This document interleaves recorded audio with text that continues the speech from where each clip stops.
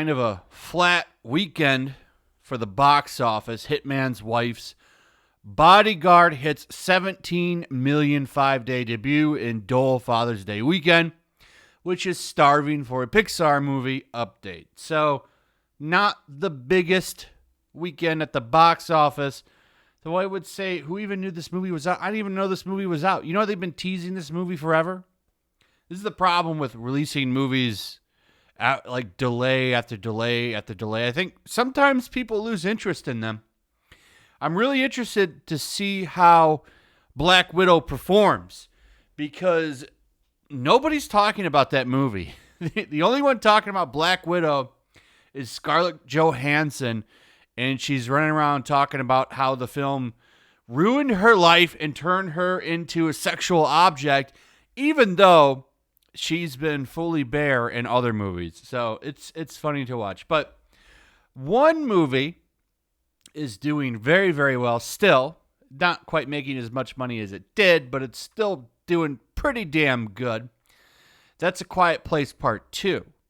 That movie's actually been a huge success if you consider the conditions of movie theaters right now. Pulling in $125 million. Still making a little bit of money. It's very, very impressive. Almost as impressive as Godzilla vs. Kong, which is the clear winner of the box office fights over the past couple months. That movie did fantastic. And you know, that movie, it's funny. A giant lizard and gorilla beating the hell out of each other. No political pandering. No woke nonsense. And I think the fact that movie did so damn good, it speaks volumes for what's going on here. From what I understand, Quiet Place 2, pretty good movie. Not really pushing any kind of ideologies.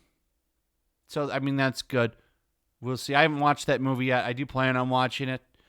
But from what I understand, it's a good flick. But it owes some credit to somebody. That's right. A Quiet Place 2, it's not standing on its own. It really owes its success to Last of Us. What a story, Mark. As you know, journalists are obsessed with this game. It still gets articles written about it constantly, whether it's the HBO show or not. If the game gets even a small patch, they'll write 75 million articles about why that patch just made this the best game ever again. It's really quite humorous. I've covered that extensively. This was just such a reach. I had to comment on this. So it's not just The Quiet Place Part 2, by the way. It's also Logan. Logan also copies The Last of Us. I'm not making this up.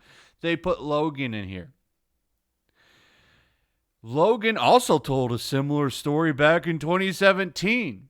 Okay. Right. Logan copied The Last of Us. Sure it did. So also, but they're really throwing a lot of this on Quiet Place 2, saying Quiet Place 2 basically was inspired by The Last of Us Part 2, a game that came out last year. Okay, this movie would have been in production before that, but apparently it owes all of its success to The Last of Us Part 2 because it has a father figure for a little girl who wasn't her original father, her biological father.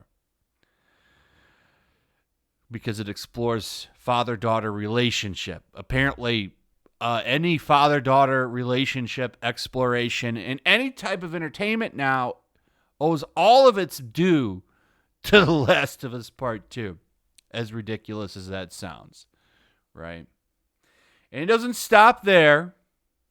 They're also still salty that gamers aren't praising this game as the greatest thing since Jesus, which video game journalists seem to think this is the Jesus of video games or something. It's very, very baffling and strange the way they simp for this game. I don't understand it. I don't understand it. But we still get stuff like this. This is published 2 days ago. This mostly is because the game's birthday was 2 days ago. It came out last year. Let's celebrate it. Man, this was funny when this game dropped. I'll never forget it. There's so much simping for this game. Some people still have opinions, in quotations. So if you're still not haven't played this game, you need to. It's the worst game ever. And no, I haven't played it. Then you've got this one. Joel would never have made that mistake. I don't think that I need to say spoiler warnings for this anymore. You should have, if you cared, you should have played it. The game's been out for a year, but of course Joel dies. And, they lied big time about it. Only SJWs praise this game. That's partially true. That's partially true.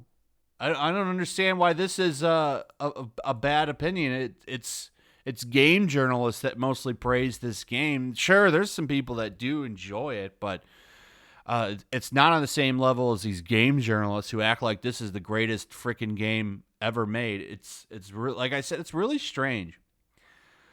And it's strange that this kind of stuff is still being written. They're so salty about it. So salty about this game and the fact that there was such a big divide in the fan base over this. It literally is the Last Jedi of video games. Anyway, Quiet Place 2. It owes all of its success to this game, apparently. They're still finding ways to tie it in.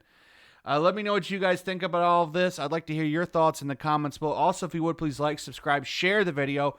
Make sure you're still subscribed. Hit that notification bell. And I'll see you guys on the next one. Peace.